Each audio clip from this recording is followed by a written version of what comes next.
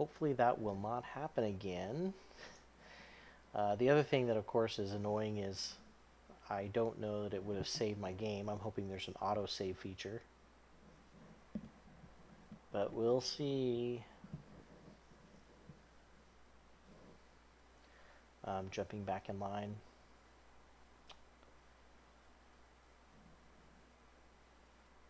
Man, Steam is always so slow to start when you restart your computer. So the Gloomhaven app, just to kind of talk about it, the digital version, the roguelike is interesting because it seems like there's going to be a similar... There's not as much narrative, obviously, because it has to be kind of procedurally generated. But it is interesting in terms of how much fun it'll be just to kind of level a team of characters up, buy abilities, see if you can get really cool abilities, even and cards and items, even if they're just temporary. And how they'll affect the game when you're actually playing. It'll be kind of interesting to see how all that kind of plays together. That's the one element of the game that does not carry over as a port, as an adaptation from the physical board game. Now, in the campaign, you can do a random dungeon that is kind of procedurally generated, and it has no story to it really. It's just to level up characters or play a side scenario just for fun. I don't know when you would have time to do that because there's about 100,000 quests, so I don't know why you wouldn't just do a quest. But it's really interesting that there is a little bit of a randomly generated, just kind of for fun, pickup dungeon that you can do. Getting kind of a freeze here on the game.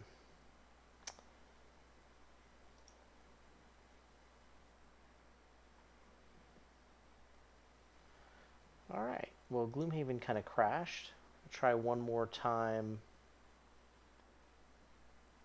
to get back up on it.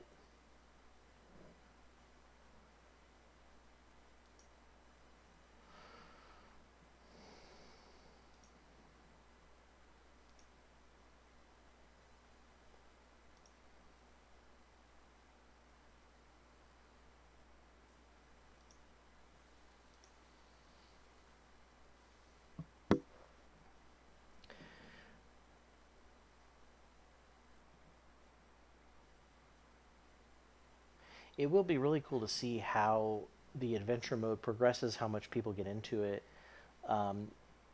since it's just kind of a singular, unique to the digital version.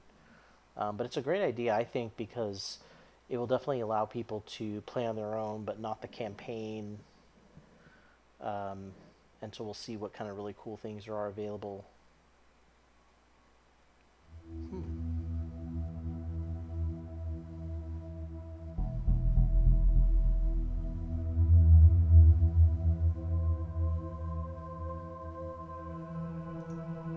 Okay. Whew. I was getting a little worried there for a second. So let's go back into the adventure. Okay, so I can continue with my Venomstone group. Let's see if I get to go back. It would be really cool if there was an autosave feature that basically saved at every turn, which it looks like there was. Great. Fantastic. So it looks like at the beginning of every round you can save the game. So if you have your power go out, you won't have to worry about it as much. Okay, so let's go ahead and get back into it. Like I said, I think I'm going to range kite this guy while I go up and collect this loot. Looks like I could... Let's see. I'm going to have him move 3 spaces. Well...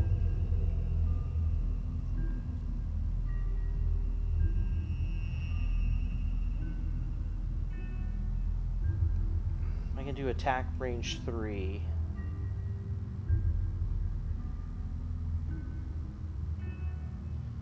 With the crater. I don't think I'm going to have him move 3. I think I'll have the scoundrel kind of get behind him for now. So I'll have him just move 2, so it doesn't really matter I'll just use this for an early initiative. And for the scoundrel, she'll use her throwing knives, but she can only hit at range 3, so she's going to need to move. She's going to be an early initiative, so I think I could move to this first pile of gold and then shoot him across this vase. And this is kind of interesting. This used to be a water fountain, and now it's a vase. So it must randomly generate those every time. Doesn't save them along with the save game. And so she'll just need to move one space. So she doesn't really need to move very far. Ooh, but I could have her loot one. No, because then she wouldn't be able to move.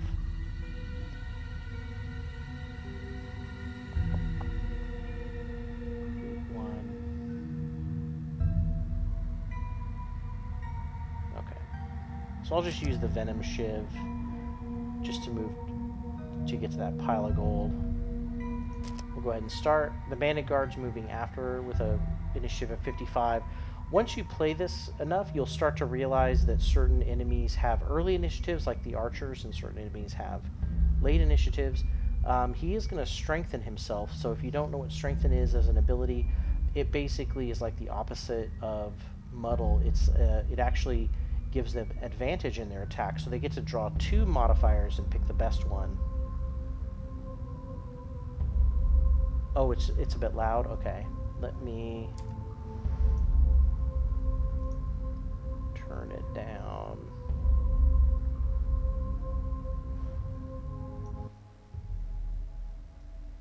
Okay, let me know if that is still too loud. I also noticed it was loud, and I just kind of turned my own computer volume down. Okay, turn it up just a little bit more. Maybe to 50. Let me know if that works. Okay, so he is going to strengthen himself. He's going to only move one space, so he's actually not going to be able to get close enough to do anything. But he will give himself strengthen for his next attack, which hopefully I'll have him on the ropes at that point. So the scoundrel gets to go first. I do want to use my throwing knife, so I'm going to use... I could use the move 5 or just the regular basic move. I'll go ahead and just use the basic move. Have her move up here to get this gold. And then at that point, she's within 3 range. And so I'll use the throwing knives. Now you notice these throwing knives, I'm only attacking at a 2 at range 3, but I could target 2 enemies if I wanted to. It's going to give me 1 XP. So there's only 1 enemy here, so I'm just going to target him. Oh, I got to end my movement first. Remember, you have to skip movement. So now that card's done. Now I can pick throwing knives. It looks like it's just going to do 2 damage unless I draw a good modifier. Confirm that. Ooh, I drew my ×2 card, so it did twice the damage. So he's down to 1 hit point.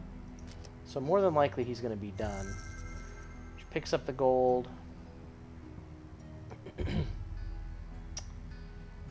Okay. He's going to attack 3 at range 3. So I'll do that first. He doesn't need to push, and you'll notice it's grayed out as far as using the upgraded ability with the element, because there's no elements on the board. So I'll just confirm the 3 attack. And that cratered him. So now I'm just going to use the basic movement on the top. I'm going to go ahead and move up here and collect this gold. And end his turn. Now you may be asking yourself, okay, well at this point, since the room is cleared, I'm just going to go around and collect all the gold, right? Well, remember that every time that you use cards, you're wasting time. And once you run out of cards, as you'll see here, you'll notice that Craghart has a lot of cards in his discard pile, and he only has 5 left in his hand. And what that means is once I run out, I've got to rest. And when I rest, I get all my cards back except for 1. I have to burn 1 card from my discard pile permanently. Well, burn means permanent, but I have to burn the card. So if you think about it, you're on a timer. every time you rest, you're going to lose one card permanently. Eventually, you're going to go from 11 cards down to 10, down to 9, and that doesn't include if you use the big abilities that burns the cards. So you're really on a time limit, so going around collecting loot is sometimes a luxury you can't afford. But I think I could afford it this time. I have the ability to jump on some of my cards. I know that. But I think what I'm going to do is I'm going to have... I'm going to go ahead and have him move pretty far and collect this gold. Let's see if he moves. He's not going to be able to collect that. But I want him to be the first one through the door because he's kind of my tank. So I'm going to have him kind of go around these traps, around this bench over here, and open this door. This is the door I need to get to. So I'm going to have him go the other way, and she'll come up here and collect this loot that's really far away because she can run pretty fast. He's going to move 4, and I can use... Oh, he doesn't have any boots. Okay. Well, he won't get quite to that loot this turn, but he'll get there eventually. I'm going to have him... Oh, I can destroy an obstacle, and then I'll be able to move through and get that loot. This is cool. So I am able to use my rock tunnel ability.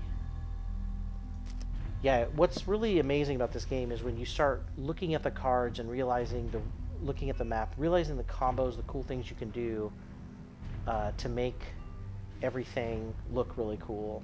Hey, Logic. Yeah, thanks. Sorry for the thanks for the patience. For some reason this room powered down. Let me know if the music is still too loud. Okay. Now she needs to move 2 spaces to get that loot, which is easy. I can just do the default movement. So I'll just have her do these 2 cards. I'm not worried about what the cards are. I'm just going to move 2 and just get the loot anyway. Alright, so she gets to go first. I will use the default movement. Whoa! Now you'll notice it tried to path me through a trap. So to avoid that, I'm going to pick each space individually, just in this case, because I'm surrounded by traps here. So I'm going to pick this space, and then you can just keep adding waypoints until you get to the end of where you want to move. So this is my second space, and then I'm just going to confirm that. Okay, and then she can disarm an adjacent... Oh man, I cannot believe I accidentally picked this card, and it's perfect. She can disarm an adjacent trap, and that gives her 2 XP. So that's a fantastic serendipitous card that I picked. Going to help her get some XP built up. So she can disarm traps. That's one of her amazing abilities. So I'll end her turn. She'll grab that loot. Like I said, once you start realizing what the cards can do and the really cool things you can do, it just starts to open this game up, and you realize just how cool it is. And I'm just playing one like adventure mode side quest kind of thing. Once you add in the campaign, I mean, it just becomes amazing. Okay, so he destroyed that obstacle. Now I can easily move the 4 spaces I need to move, and of course I don't want to move through the trap, so I'm going to path a smarter route. Grab the loot. And of course, remember, I have to skip movement and then end his turn. That makes it easier for the scoundrel to get back around here too. And you'll notice that as you're collecting gold, that's something that, unlike the board game, you don't just give it to individual heroes. It's a community gold, or it's a collective gold pool, which is nice. Okay, thanks, Joe. Music's okay. So now you'll notice I'm really running out of cards in my hand. I'll tell you about rests after this turn, because I think at this point, well, Scoundrel's going to have to do a rest, so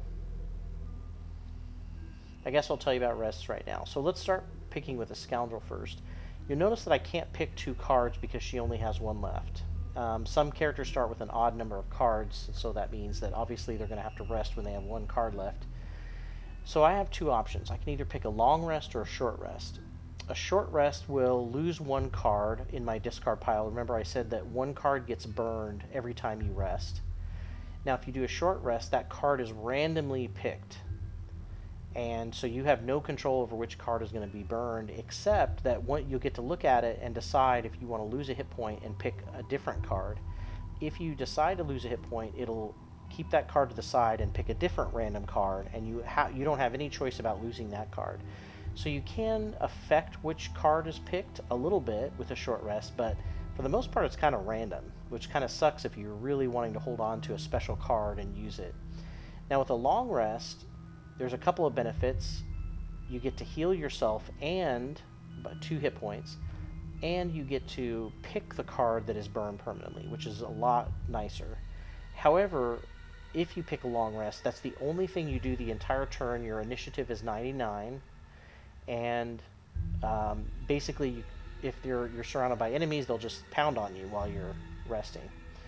But thankfully, in an empty room like this, it's a great time to long rest. You get your hit points back if you're missing any. And so that's what she's going to do. Now, Craghart's not quite at the point where he needs to rest, but what I'm worried about is opening this door, because that means that he won't be able to have many cards to choose from. So I think what I'm going to do is I'm going to move on this loot that's over here. And so it doesn't really matter which cards I pick. I'll just pick 2 cards. And I'll continue, so you'll see Craghart's first. I'm just going to have him move on to the loot. Skip movement. Now how you can basically just cancel, obviously I can't attack anything, so I'm just going to skip the attack after I select it. You do still have to select the card even if you're not going to use it. And then I end his turn, he'll pick up the money. Now the nice thing is he'll be able to long rest and get his 2 missing hit points back. Now you notice that, oh, I was like, what's going on? So now at the end of my long rest, because it's now the scoundrel's turn, it's 99 initiative, she gets to pick which card is burned. So this is the hard part. Which card to lose? Which card to lose?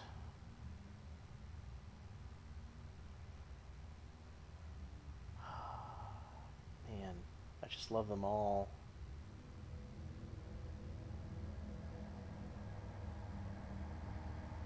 They're really hard to pick. It's hard to pick sometimes.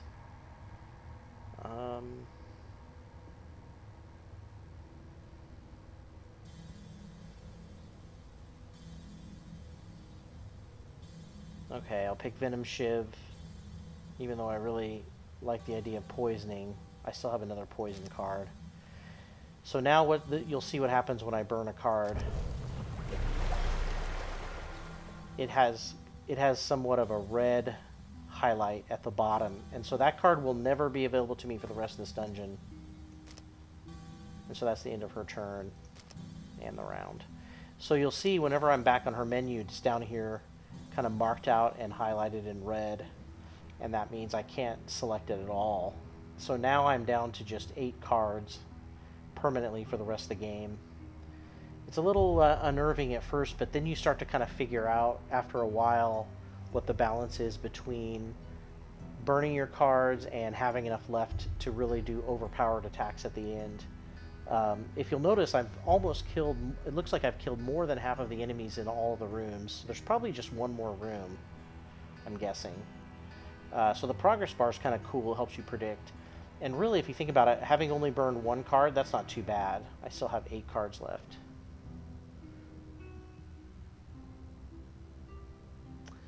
Yeah, Opposing Strike is a good card to lose for Craghart, for sure. It is a really hard card to pull off, to have an enemy in front of you and behind you.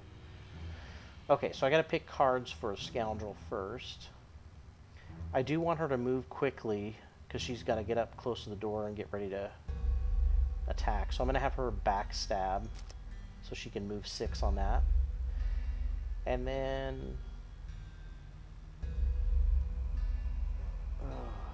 What do I not? She doesn't really need to heal, so I think I'll use special mixture just to have something to... Because I really am not going to be at any point to be able to do anything.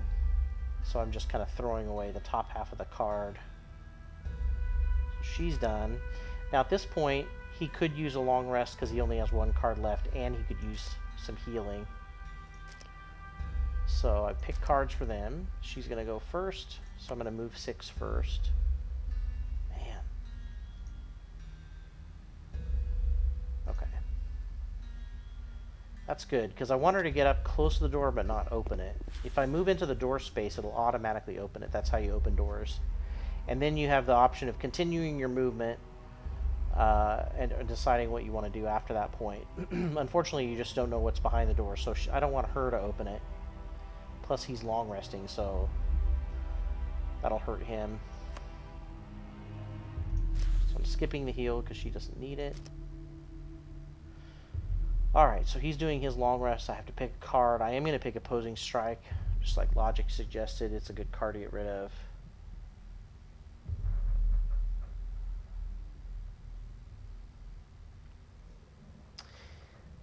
Yeah, I agree about the Retaliate. Joe does get a lot of really good use out of it. In the sense of like attacking guys who have high shields. It's just amazing how easily he can knock them down. Retaliate in that instance, but yeah, I also agree. I have a hard time picking it as an ability because you have to kind of guarantee everything's going to hit you.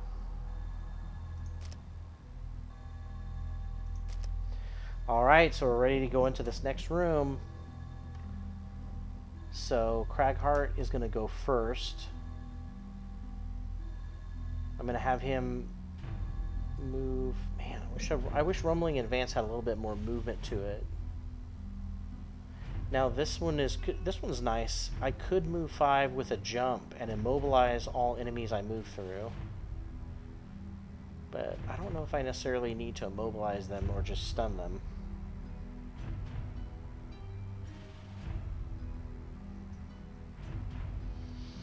So his fastest move card looks like it's going to be Massive Boulder.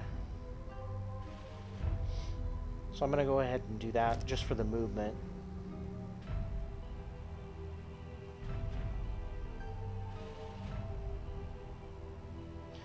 And then I might do a range attack. Just because there's probably not going to be an enemy right by the door, but there's going to be an enemy probably within range that I could attack.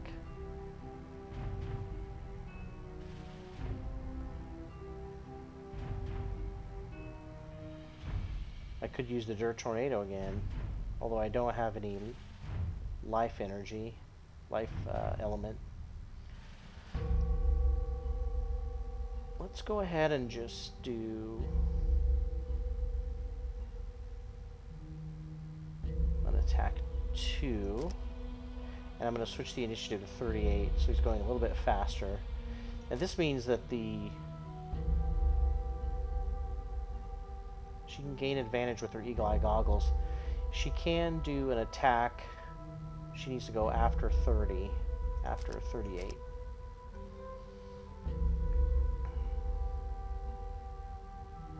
Ooh, so this might be interesting. I could do... Well, I need her to move, I guess. Okay, so I would have to use Flanking Strike, but because I want her to go after Craghart...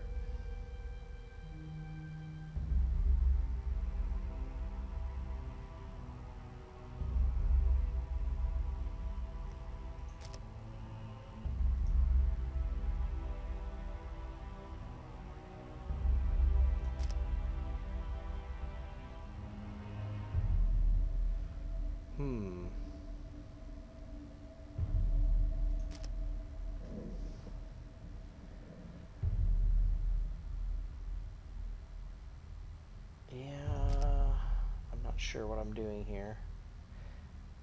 So with quick hands I can move 2 on the top and then attack 2, and then I could add more movement if I moved on the bottom.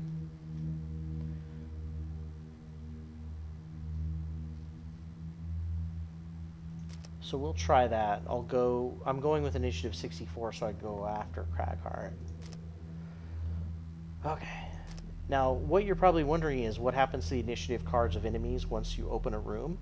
Well, after the current player is done, which in this case it'll be Cragheart, all of the enemies draw an initiative card, and you'll see what their initiative is. Sometimes they'll go right after Cragheart, and sometimes they'll go after everybody, but we'll see here. So I'm going to use 2 of my movement to move into the doorway. Oh, we just opened a little door here. Unfortunately, I think there's one more door after that. So there's a small room here with just a guard and an archer. So I have 2 more movement points I can do, and then a range attack. So what I think I'm going to do, since you don't ever want to do a range attack adjacent to an enemy because it will be at a disadvantage. So you'll draw 2 modifiers and pick the worst one. So I'm going to move here and get the gold. And that finishes his movement on the bottom. Now I'm going to do my Earthen Clod attack. I think I'm going to attack the archer because she will be able to move up and do a good amount of attacking on the guard. So kind of spread out the damage a little bit. Ah, almost killed her. Did 3 damage.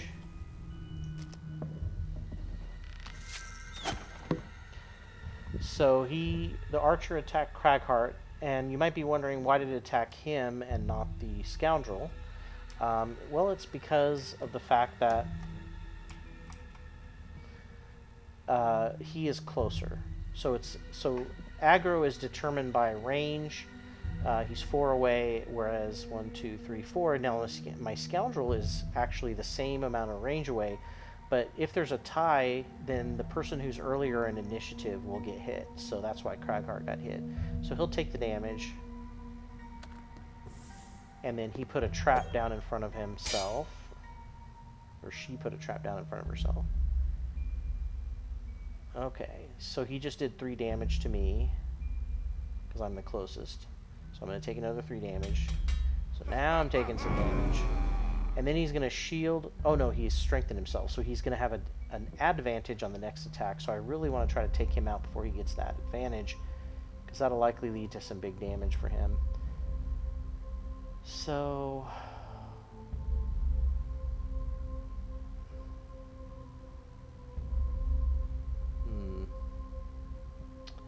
I think the smarter thing, now you'll notice that I did pick this originally to use Quick Hand, which would let me move to an attack 2, but I could actually switch things up and attack with my range attack, and if I can get close enough I could hit both of these guys. I think if I move right next to Cragheart, I will be able to do that. So, and I only need to move 2 to do that. So I'm actually going to switch things up. I'm going to use the basic movement of Quick Hands to move 2 spaces. And then I'm going to use my throwing knives. Now I'm going to target both of these guys. So I pick both targets. And then I confirm. And what you're going to notice is, without any modifiers, I'm going to probably kill the archer. I'm going to do 2 damage to the guard. But what's going to happen is I'm actually going to draw a different modifier for each target. So when you have multiple targets, you're going to draw a modifier card for each one. So you'll see a different modifier in each one. The guard had a -1, and the archer had a +2. I would have preferred it to be switched, but that's how it goes. So the archer took plenty to kill him, and the guard has still got 1 hit point, or only had 1 hit point taken off. So his Scoundrel's turn is done.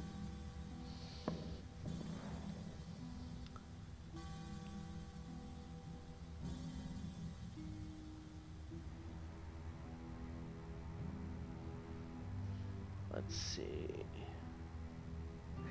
Yeah, I usually use the burn cards to try to get XP boosts and all that stuff at the end, and loot if I can. Alright, so that's the end of the round. New round, picking cards again. I really want to go before this guy attacks. And because he's a guard, remember, he usually goes a little bit later. Most of his cards are a little bit later in the initiative. So let's see if I can... So if I use my unstable upheaval, I'll do damage to this guy. Pretty big damage, probably more than well, I could just use Crushing Grasp. Yeah. I might use Unstable Upheaval after I use Crushing Grasp, because Crushing Grasp will infuse life, and then I can use life to pump up Unstable Upheaval. So it's really cool to think about the order of playing cards too, to kind of set yourself up for a better combo later on. So I'm going to use Crushing Grasp. Hopefully that will be before he goes.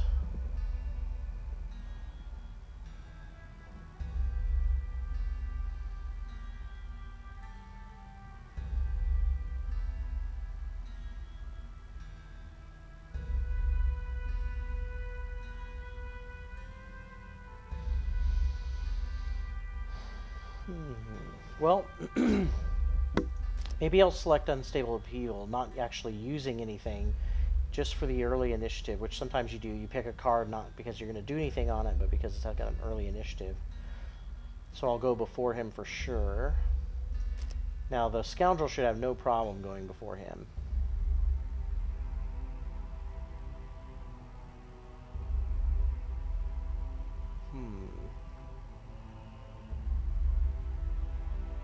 What's cool is she can actually go invisible by throwing a smoke bomb and then do a sneak attack to double the value of the attack. But it's a burn card, so I might use that at the end. So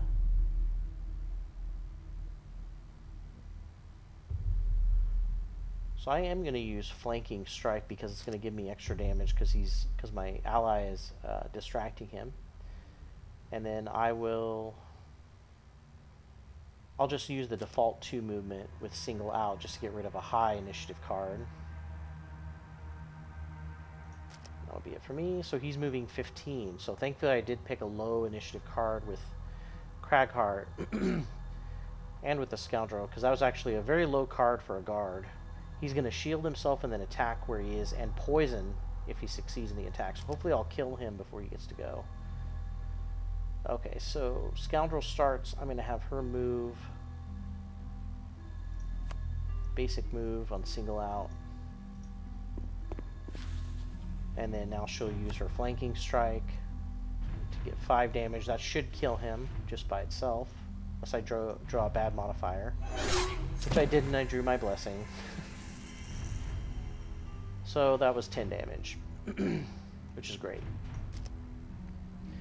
So now the big guy doesn't have much to do. So I'm just going to go ahead and loot. Now what a loot card does is, you'll see it says loot 1. That means you'll loot anything within 1 space of you. Now I could just move on top of that. I actually will do that anyway, just to get ready to open this next door. But I could have looted if I wanted to. And then I'm just going to skip the rest of my movement. And then I'm just going to skip the attack, because there's nothing to attack.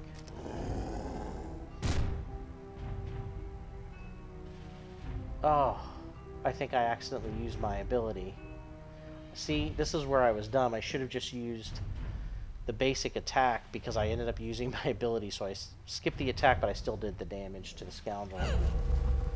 So, lesson learned. Don't pick the ability, pick the basic attack. Otherwise, you'll do something damaging to your friends. But I'm not taking too much damage anyway, so...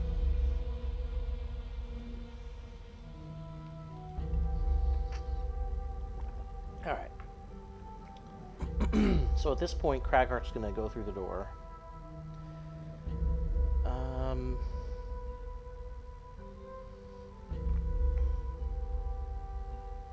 So I might have him use Crater, which is a pretty cool burn ability. I thought I infused...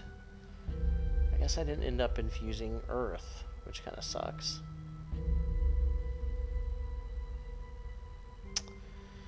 Well, I'll just use backup ammunition. Doesn't seem like I have that many enemies left to kill, hopefully. And then I'll use a range attack. No, maybe I'll heal myself. So I'll stand in the doorway, see what enemies are there, heal myself. The Scoundrel.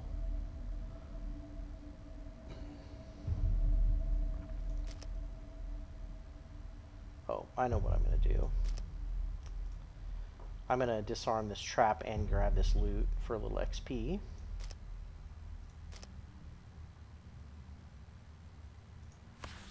Nope, nope, nope, nope, nope, nope. How do I undo? How do I undo? Ah, that was dumb. Well, at least I get to disarm the trap. I'll just grab the loot next round. That was really dumb. I can't believe I didn't pick the default movement. Spacing out. Okay, so I'm going to move... Maybe I'll use my move 2 and infuse life and possibly damage some enemies if I can get nearby them. Ooh, I think I'll be able to. There's 2 guys in here. It looks like there's 2 archers. Now you'll notice over here, we've got a treasure chest, a couple traps, some obstacles, but definitely got to get that treasure chest. So I'm going to move next to this archer because that'll do an automatic damage and infuse life. Nice. So I could use this burn backup ammunition to be able to add targets to my next 4 attacks. Each time I do that, each time I attack a target with this ability, I'll get an XP.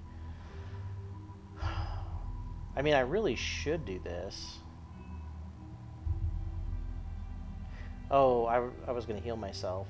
That's what I was going to use. The Rumbling Advance for healing and then move with this card. Oh, well. Yeah, I guess I'll get ready to do some extra attack targeting. Beefing myself up. Now, you'll notice that even though Cragheart was last in the round, the other enemies got to draw an initiative card, an ability card, and they get to go. Taking a little bit of damage here. And he puts a little trap in front of himself. Oof. Okay, thankfully only took 1 damage. He also puts a trap down, but I can still get in that one little space.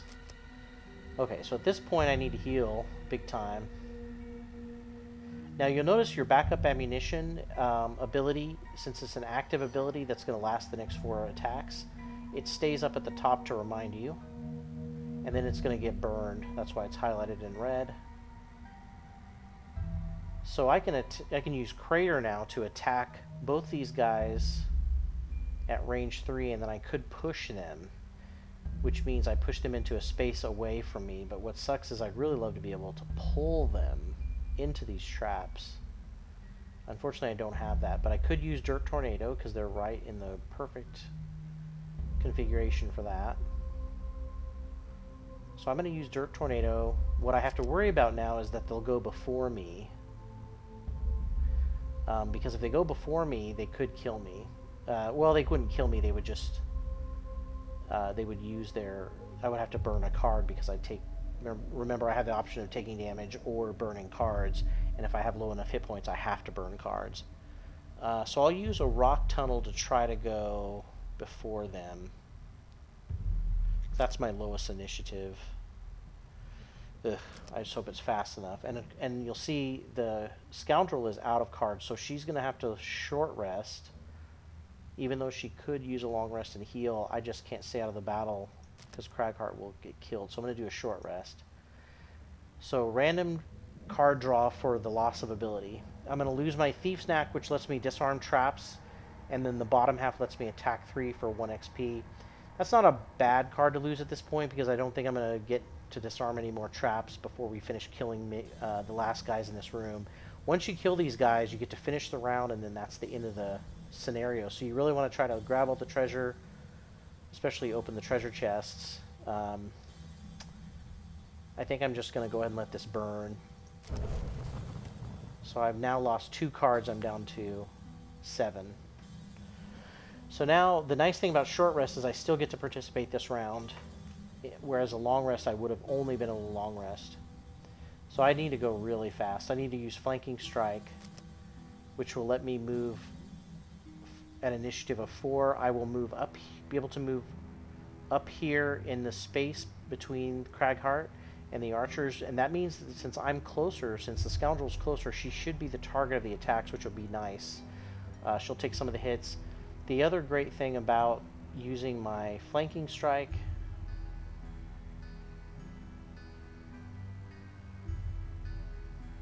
is that I could possibly do some extra damage. Or I'll be able to move up there and maybe do some good damage. I think I'll use backstab because even though it's a burn card, I get to add extra damage because when an enemy is not adjacent to any of his allies. So I know those are both low initiative cards, which kind of sucks, but it's kind of an emergency situation. Okay, so bandits. Ooh, it's an elite archer, so that's why it's a little bit different. It's got a little bit more hit points and probably a little bit more damage and that kind of thing. They both have 31 initiative though, which is good. I get to go, well, Cragheart is going last, but hopefully the Scoundrel will take the hits. So I'll move 5 with the flanking strike. I'm going to miss that loot, but oh well. And then I'm going to skip my rest of my movement, and then I'm going to use my backstab, which will give me 5 damage. It should kill this guy. Okay. So now I just have to deal with the elite archer. So she just did 3 damage to me. Not great.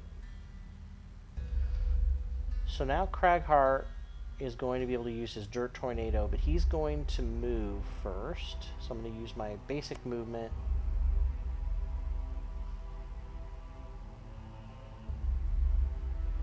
To move on to the treasure chest. And you'll remember, just like with regular loot, you won't get the treasure chest till the end of your turn. Because you have to end your movement in your turn on it. So I am going to activate the element for Dirt Tornado, which will do extra damage and give me an XP. And I'm going to highlight where I want that to hit. So as long as it's hitting him, hitting the elite archer, that's all I care about.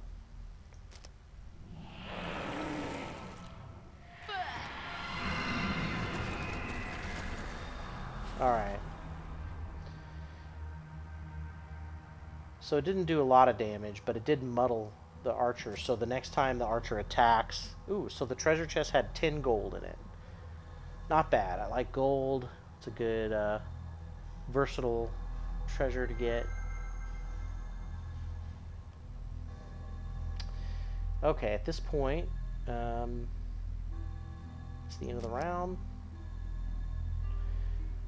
So I really only have...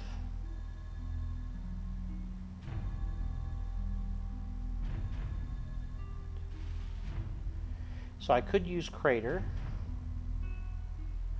but... And my backup ammunition at this point is useless because there's only one enemy left. I could use Crater. It's a burn ability, but at this point I'm trying to end the game as fast as possible because there's not really anything left to do. All adjacent allies and enemies suffer 1 damage. Now remember, this is a bottom card, half of the card, which is usually movement. So I get to move 4, and at the end of that movement, I can cause all adjacent allies and enemies to suffer damage. And then I could do a huge attack 4, which would burn another card, but it would be a huge amount of damage. I think I'm going to do that.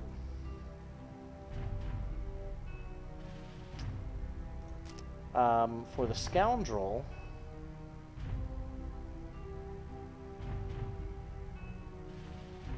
Man, I was hoping I had some fast movement, but I don't really have anything left.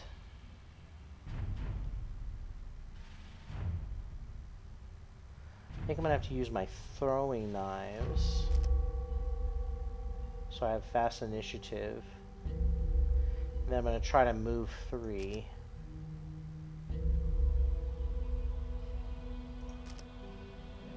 So he's going at 56. Again, he's going to go before Cragheart. So Scoundrel gets to go first. I'm going to use my throwing knives. I could also heal myself.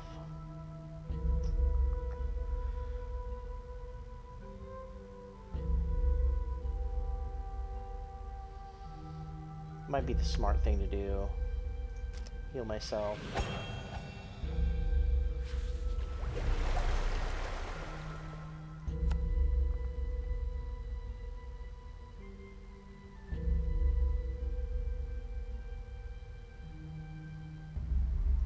Then I'm going to move back just a little bit.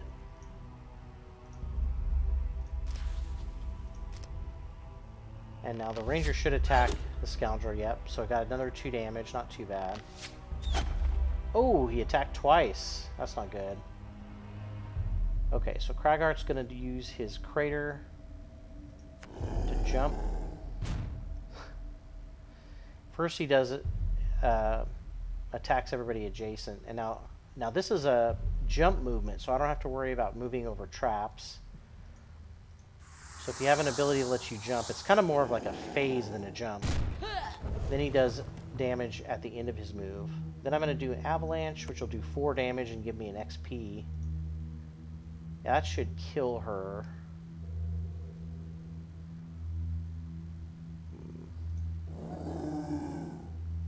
Oh, except it didn't. Okay, so we got to end the round. Now I really need to go faster than she does, so I think I'm going to go ahead and rest. Of course, Kraghart needs to rest no matter what, do a short rest no matter what. So I'm going to lose my heal.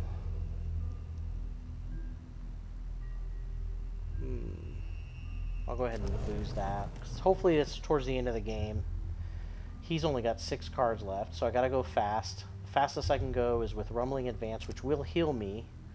I can definitely use that, and I'm hoping I've got an attack. No, I don't have an attack on the bottom half of any cards. Well,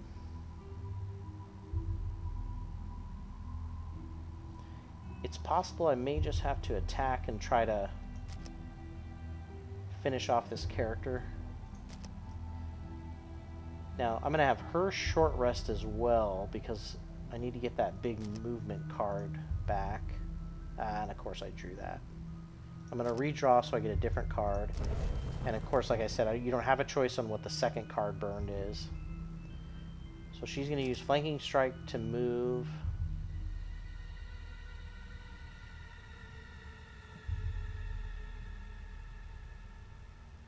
And I'll go ahead and heal myself.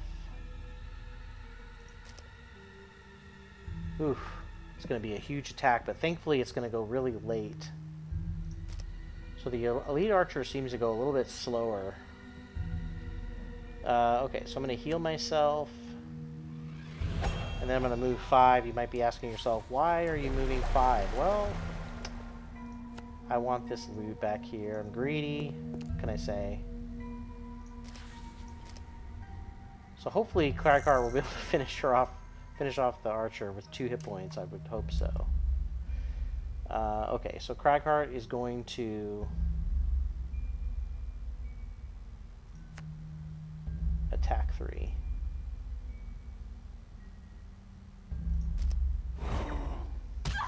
And that's the end of that archer. And now I can move 2, which will let me get this loot. And I have collected all the loot. Which is kind of cool. I think I got all the loot. Yeah, the first room I think didn't have any left. And that's the end of the round and the end of the encounter. After you're finished, you'll get a victory screen. It'll tell you what you've done, although I don't think that they have much configured on here correctly yet, because I definitely opened a treasure chest, found some items. Well, I guess I didn't find an item, but most of these are not applicable. It just knows how many enemies I killed and how much gold I got right now. 20 gold's pretty good, because each of those gold piles I think was 2. Alright, so what's really cool about as you're adventuring, looks like there's a second part to this adventure before I get to the marches, which is my goal. Now I have a split path, so I could either go to the abandoned catacombs, cultists are raising an army of the dead, they must be stopped, or the stench of death, the vaults of pus. The stench of death permeates through this area, something's not right here, where I'll face cultists and living corpses, or all of the same plus living bones and Bone Ranger. So there's a pretty good choice on my next path, and of course this is just one of the 3 paths I have to choose from when it comes to getting over here to my final boss fight here. in the retreat with the bandit king. So that's one scenario and just kind of a look at in preview of what's going on with the game. And unfortunately, I'll have to stop here. But I'm looking forward to being able to take a look next week, continue my path through what this looks like to complete one of these adventure mode scenarios. What would be really cool, of course, is if I could switch back and forth between two different parties. I'm going to take a look at that here. It's too bad at this point that I don't think that that's an option. You can reset the party, and if I change the party, but I don't see any indication of my old party here. Well, what did I have? I had these two. Huh, okay. I guess I can continue party as long as it's a different party. So the spell shields here with my Spellweaver and Brute, looks like I can still continue their adventure. They've got some experience points and some gold. I was tooling around with them. Although you can't see any indication of that in the menu here. Hopefully they'll add that information in a hover pop-up or something. But I will continue my Scoundrel and Cragheart with Venomstone. I'll continue that on the stream and check out the other party while I'm not playing. Because I definitely think I'll keep wanting to play and check it out offline and online. But I'm really excited about it. I love the idea. I think the basic mechanics are there, and now it's just a matter of. It seems even the AI is acting kind of the same way as the board game would. All the modifiers seem to be working okay from what I can tell. So it's really cool to be able to check it out. And I'm looking forward to keep checking it out in the next couple of weeks, see how much detail there is in the adventure mode altogether. And then, of course, you can check us out on Saturday. We'll be doing table flipping games. We're going to be continuing our playthrough of Lord of the Rings Journeys in Middle-earth, which is really cool. And we'll be picking our new campaign game really soon, so be sure and check that out. But I'll be back here next Tuesday streaming some more Gloomhaven. So I'll talk to you later. Have a great week. Bye.